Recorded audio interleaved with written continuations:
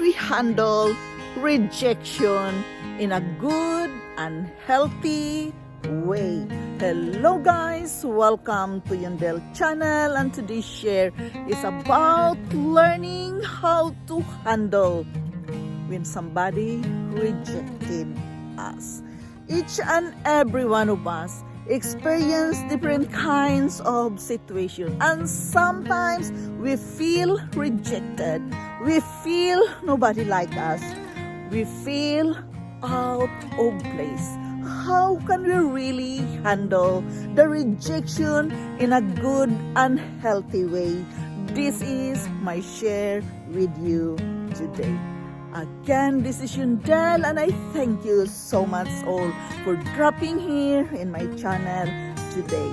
This is just my share from my own life experiences and from my own readings about self-development, motivational and inspirational thoughts, a tool we can use in our life journey in order to live our best life despite of the challenges we are facing daily. How can we handle rejection in a good and healthy way? Drown out our harsh inner critic by repeating helpful mantras that will keep us mentally strong. We must work with our mentality. Mentally strong people don't make sweeping generalization when they are rejected. If one company turns them down for a job, they don't declare themselves incompetent. They just take a step back and practice some self-care. Therefore, again, it is very important that we can pray, we can meditate when we are going to work with our mindset about rejection. We must work with ourselves, try to understand, accept the whole situation, even it is very difficult, and work with ourselves to understand why rejection hurt, why it hurts you too much to be rejected. We can take some time to process our emotion. It is very important, guys, that we know how to work with ourselves and process the whole situation. We must focus on what we still have in our life. We must learn to say no to our inner critic, because sometimes our inner critic is demanding negative thoughts. So work with our inner critic and say no. This is not the place I want to be. Say no to your inner critic and practice the positive mantra.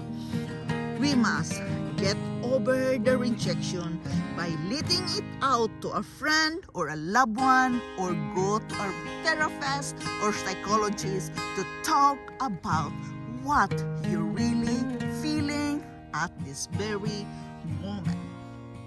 We must not think it's all about you. Yes, it's not always all about us, guys. When we be rejected, we must also see the other circumstances.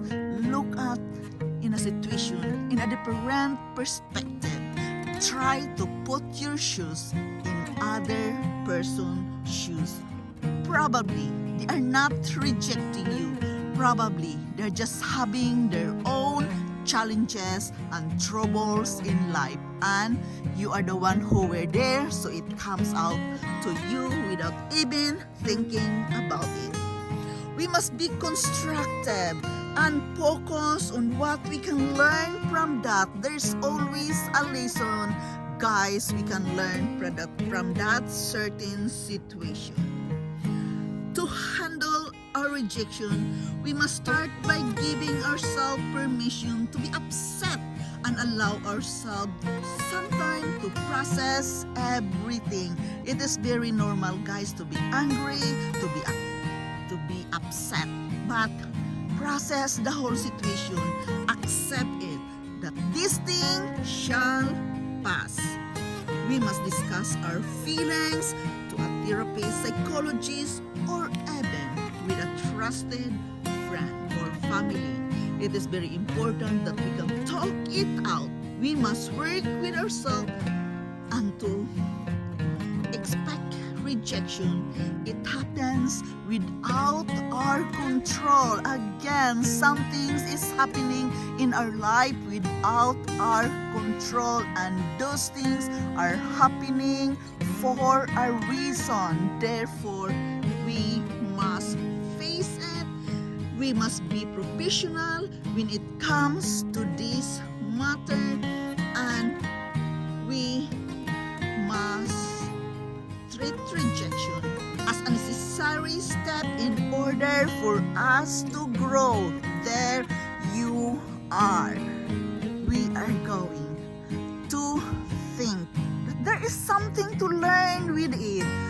There is another opportunity will come. Remember, when the one door closes, another door will open. We must be confident of who we are. Don't take it so personally. There you are again. When we are confident with ourselves, when we believe ourselves how good we are, that we can do great things in our life, we are confident enough to see this in a different perspective. There's a thing needed to be learned in this situation, and there is new opportunity will come at a certain situation as well. Just be persistent of what you are really believing for. What you are really believing for. Be persistent. Stand firm with that belief that you can do great things. Don't be affected of the rejection.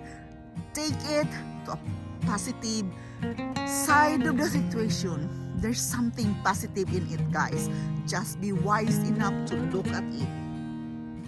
When it seems so difficult to handle rejection, it's better not to respond at all. When it is really very difficult, have a moment with yourself, process the whole thing, and not saying anything at all sometimes is the best thing we can do. We must be still in silence and just be cool.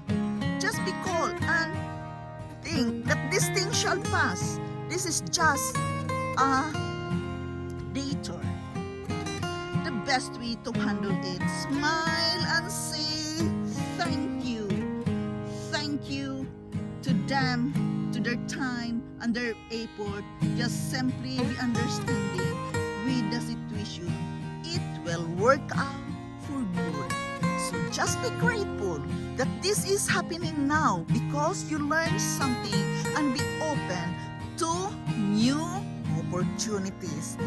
Always there is something to learn when we are being rejected. We must be wise enough, be confident enough of yourself that this thing shall pass. Smile, be cool, and look at it in a positive way. Something good will happen to you in next day. How can we handle rejection in a positive and good and healthy way? Guys, in my own perspective, I have just to keep on silent. That is a part of our life journey. We all have different kinds of experiences. That is life. We all can be rejected every now and then. We cannot expect everybody likes us. We cannot expect that everybody treating us great. No, really, guys. We will face reality. That is the reality of life. That sometimes we can be rejected. It is not easy, it is hurting, it is disappointing, and frustrating sometimes, but face it, that's life. That is, I am facing today, I am rejected today, but better days will come. Just be confident enough, believe in yourself that you are doing great things. You do the best that you can, right? You are doing great with your own life situation. Just believe in yourself that this thing shall pass. It is a part of our life journey. We are facing different kinds of trials. It's better to be cool, to be silent, and just have time to self-care. Focus on yourself that you can do great things despite of this negative situation, and practice the positive mantra, the positive affirmation. Next day will be a great day. Just always think, what happened today? I am rejected today.